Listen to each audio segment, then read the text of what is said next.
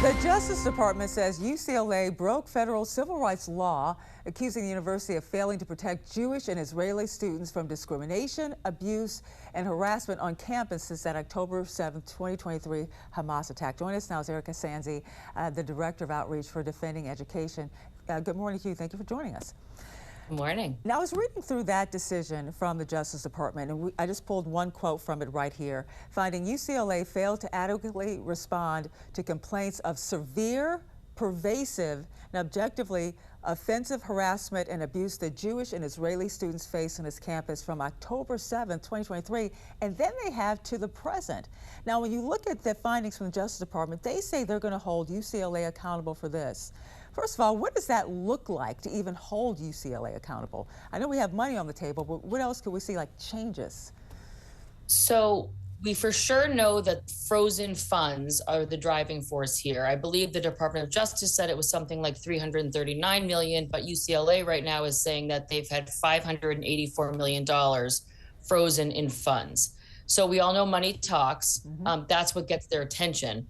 But then if we looked at some of these other universities that have made agreements, like Brown University, for example, there were a lot of other changes. I mean, they agreed to full compliance with Title IX to define, male and female as male and female. They agreed to reporting out all of their admissions data and becoming really transparent. Yeah. They agreed to no quotas. They agreed to stopping all of their gender medicine for minors in the hospital that's affiliated with them. So there can be some big changes here. Now, UCLA hasn't said what they're going to do. Harvard has still dug in and not come to these agreements. So we'll see, but we definitely could see some real major commitments on the part of the university because of this. Well, the money, yeah, I mean, you talk about the money being frozen. It seems like that has really ignited a fire to some of these universities. That's why they're making a lot of these changes.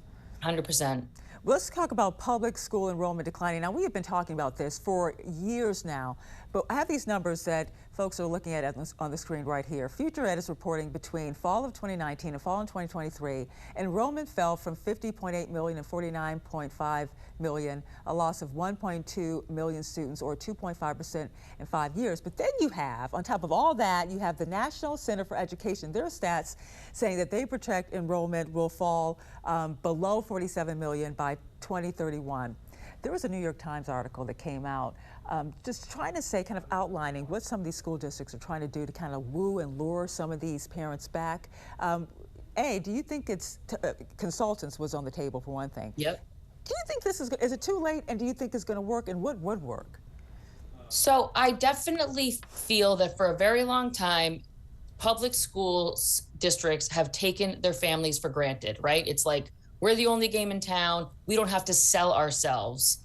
And now what has happened is, as parents have opted for other options, especially parents of kindergartners, school districts are beginning to recruit, and they're trying to sell themselves. So they're going out to talk about their arts program. They're going out to try to make the case that they're the best game in town. And yes, like in some cases, districts are paying outside consultants to go door to door and try to convince families to come back.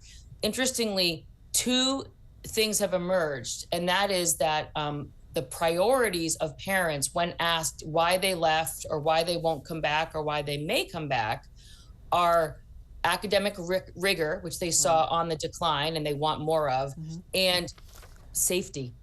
Listen, is it too late? I mean, it's like, can you wind back the clock at this point? I mean, the numbers have been dropping for so long now. You have this push for homeschooling, you have this push for school vouchers. Is this a crisis for public schools? And can they kind of bring those students back when some of these parents have completely gone the other way? I think it's going to be a mix. I think that the dropping birth rate coupled with parents having more options is going to present a long-term challenge for these school districts. On the other hand, when you're the only game in town, you can be pretty mediocre. And now they're going to have to step up their game. And I think that if they do step up their game, the other problem is that these school districts often get bogged down in inefficiencies and they waste money. They may have to get much better about spending the money that they do have more wisely so that they can, have sort of a healthy, robust product to offer these families. All right, Defending Education Director of Outreach, Erica Sanzi, thank you for joining us. Great to see you. Thanks for having me. Likewise.